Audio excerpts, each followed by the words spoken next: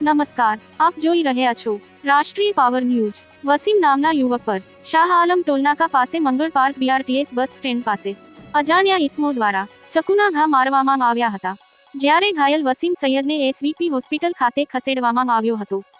સમગ્ર મામલો કાગડાપીર police station પહોંચતા પોલીસે આરોપીઓને શોધી કાઢવાની કાર્યવાહી હાથ ધરી હતી। रिपोर्टर सोहेब कबानवाला। सालम मजूर गांव के पास सिबा कब्रिस्तान के पहले जो वारदात हुई है, वसीम सैयद करके लड़का है, वहाँ से बर्गमेल लेके जाता था तो कुछ शराब के नशे में 2-3 लोग चलकर जाते थे। उसकी गाड़ी पर अथड़ा गए, आकर घिर गए। उसके बाद वसीम सैयद ने बोला कि आप दारू पीकर इस तरह रोड पे चलते हो, कोई मर जाएगा।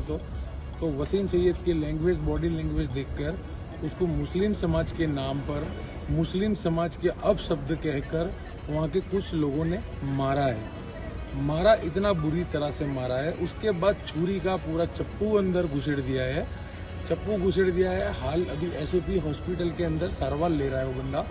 हम लोग कागड़ापीर पुलिस स्टेशन आए, हॉस्पिटल भी होकर आए, ट्रीटमेंट चालू है। किडनी के पास आसपास में लगी हुई है छुरी, उसको जो चाकू से मारा हुआ है।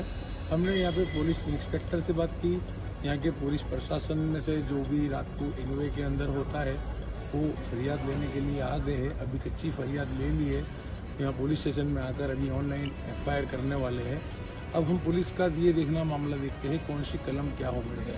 कलम तो इतनी गंभीर मुझे लग रही है कि 307 कलम आ सकती है और लगभग वो आनी भी चाहिए।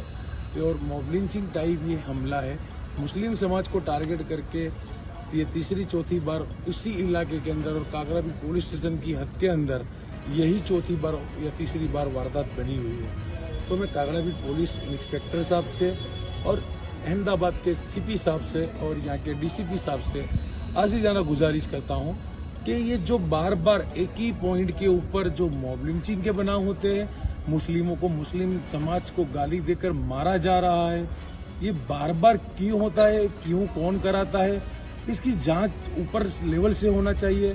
ये बार बार मुस्लिमों को टारगेट करने का क्या मकसद है, इन लोगों को कौन सपोर्ट करता है, ये सारी चीज़ें मुस्लिम समाज के लिए क्यों खड़ी हो जाती है। और वही पॉइंट पे ये तीसरी वारदात है, 1 साल में 3 वारदात हो गई है।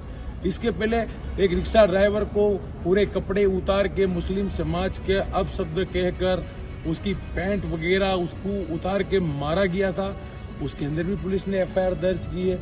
पर FIR दर्ज होती है, मामला कोर्ट में जाता है, न्याय मंदिर में जाता है। हम न्याय मंदिर को मानने वाले लोग हैं, संविधान को मानने वाले लोग हैं। बट मैं बात कहना ये चाहता हूँ कि बार बार उसी जगह पे ये कांड क्यों होता है, ये मुस्लिम समाज को बुरा भला बोल के क्यों मारते हैं, मुस्लिम समाज ने किसी का क्या बिगाड़ा है, क्यों मुस्लिम समाज को हर बार टारगेट किया जाता है। तो मैं प्रशासन से मैं रिक्वेस्ट करता हूं, प्रशासन से मैं बार बार रिक्वेस्ट करता हूं, बार बार मीडिया के माध्यम से बार बार फेस टू फेस आकर रिक्वेस्ट करता हूं। पर इस बार हम लोग CP साहब के पास, जो CP साहब की मैं बात करता हूं, अहमदाबाद के CP साहब बहुत सराहना काम कर रहे हैं और हमें उम्मीद है कि वो जो पोस्ट पे बैठे हमारी आवाज को सुनेंगे और ये जो मॉब लिंचिंग के खिलाफ जो गुंडे हैं, जो ये भगवा लोग हैं, इनके खिलाफ में कायदे से कड़क कार्रवाई होगी, ऐसी पुलिस प्रशासन पे हमको आस है। और CP साहब पे जरूरत से ज्यादा और बहुत प्राउड फील है उनके ऊपर, क्योंकि वो इंसाफ का काम करते हैं।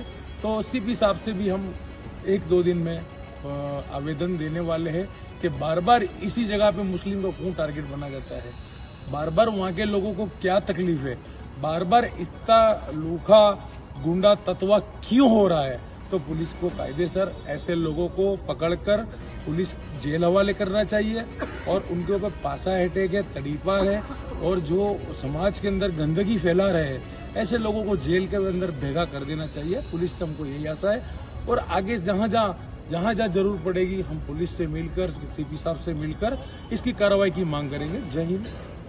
जितने भी नफरत फैलाने वाले जो लोग हैं, जो किसके इशारे पे काम कर रहे हैं, उन पर सबसे पहले तो उनकी तपास होनी चाहिए कि बार बार ये छुरियों से हमला करना, चाकू से हमला करना, किस को मार देना और एक ही कम्युनिटी के लोगों को बार बार टारगेट करके मारना, तो ये किसके इशारे पे काम हो रहा है। सबसे पहले तो उसकी तपास होनी चाहिए। उसके बाद जैसे ये लोग आरोपी जिनके नाम अभी कुछ बताए गए, वो FIR के अंदर इंशाल्लाह तपास के अंदर आएंगे और वो जो भी लोग हैं उनके ऊपर पासा के एक्ट के मुताबिक उनके ऊपर कार्रवाई होनी चाहिए। और एक पुलिस प्रशासन से भी हम ये मांग करेंगे कि बार बार ऐसा लग रहा है कि ये बार बार हमला होना, ऐसा लग रहा है कि पुलिस की तरफ से भी खुली छूट है कि पुलिस कड़क से कड़क कार्रवाई क्यों नहीं करती, ऐसे मामले बार बार हो रहे हैं तो। और सीपी साहब से, डीजीपी साहब से और एसपी साहब से भी हमारी तमाम लोगों से ये मांग रहेगी कि इस पर कड़क से कड़क कार्रवाई की जाए। और अगर आइंदा अगर ऐसा कोई भी बनाव हुआ तो उसके बाद कमिश्नर ऑफिस का भी घेराव किया जाएगा कि ऐसे बार बार एक ही डिवीज़न के अंदर बार बार मामले बनने का मतलब क्या है कि पुलिस ने क्या खुली छूट दे रखी है उनको कि किसके इशारे पे काम कर रहे हैं वो लोग। कि आज बार बार अभी एसवीपी हॉस्पिटल में जो लड़का दाखिल है उसकी हालत बिल्कुल क्रिटिकल है, अगर वो मर गया तो उसके जिम्मेदार कौन है? तो ये पुलिस की जिम्मेदारी है लॉ एंड ऑर्डर का पालन करवाना कि जो भी ऐसे असामाजिक तत्व है जो ऐसे काम कर रहे हैं उनको जेलों के हवाले किया जाना चाहिए कि कड़क से कड़क कार्रवाई होनी चाहिए उनके ऊपर। यही हमारी मांग है।